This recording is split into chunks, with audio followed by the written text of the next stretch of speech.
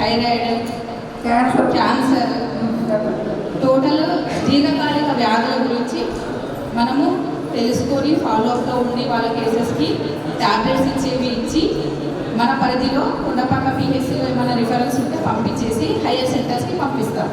FCD అంటే Monday రోజు ప్రతి వాడకి గల్లీకి వెళ్ళి స్క్రీనింగ్ చేస్తున్నాం. ప్రభుత్వం ప్రతిష్టాత్మకంగా చేపడుతున్నటువంటి ప్రగతి ప్రణాళికలో భాగంగా 99 రోజుల ప్రణాళిక రూపొందించడం జరిగింది. దీనిలో భాగంగా జూన్ 12 వరకు, అంటే మార్చి 6 నుంచి జూన్ 12 వరకు ఈ ప్రోగ్రాం నడుస్తుంది.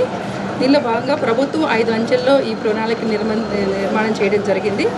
ఫస్ట్ ఫేజ్లో గ్రామ పంచాయతీ, తర్వాత 16 ఏప్రిల్ నాడు మండల స్థాయి, తర్వాత కాన్స్టిట్యున్సీ లెవెల్, తర్వాత జిల్లా స్థాయి, రాష్ట్ర స్థాయి, ఈ రకంగా 5 అంచెల్లో ఈ ప్రణాళికను అమలు చేయడం జరుగుతుందండి. ఏప్రిల్ 2 నాడు గ్రామ పంచాయతీ పరిపాలన భాగంగా చేయడం జరుగుతుంది. దీనికి సంబంధించి ఈరోజు 508 గ్రామాల్లో సిద్దిపేట జిల్లాలో 508 గ్రామాల్లో గ్రామ సభ నిర్వహించడం జరుగుతుంది.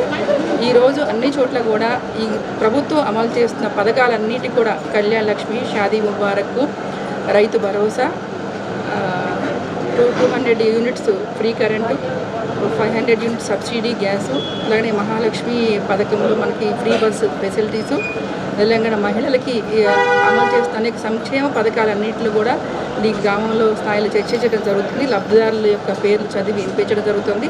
అదే రకంగా ప్రభుత్వం కొత్తగా ప్రవేశపెట్టబడుతున్న పథకాలను కూడా ఈ గ్రామంలో వివరించడం జరుగుతుంది. ముఖ్యంగా ప్రభుత్వం ఈ సంవత్సరం కొత్తగా మధ్యాహ్న భోజన పథకం అప్ టు ఇంటర్మీడియట్ వరకు కూడా అమలు చేయడం జరుగుతూ ఉంది.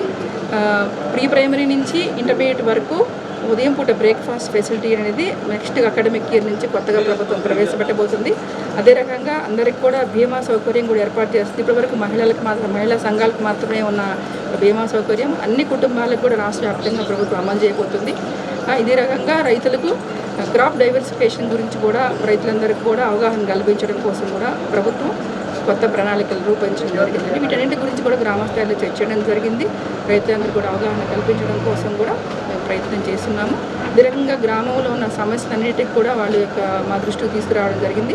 దీనికి గ్రామ పంచాయతీ ప్రెసిడెంట్ గారు ఈ గ్రామంలో ఎలాంటి నెక్స్ట్ ఈ ప్రణాళికలో భాగంగా ఇలాంటి కార్యాచరణ ప్రణాళికలో భాగంగా వీటన్నిటిని కూడా పరిష్కరించడం కోసం ప్రయత్నం చేయడం కోసం ఎలా పరిష్కరించాలని కూడా చర్చించడం జరిగింది. దీనికి సంబంధించిన తీర్మానాలు కూడా చేయడం జరిగింది. ఈరోజు జిల్లా స్థాయిలో అన్ని చోట్ల కూడా గ్రామ సభలన్నీ జరుగుతున్నాయి. సక్సెస్ఫుల్గా కండక్ట్ చేస్తాం.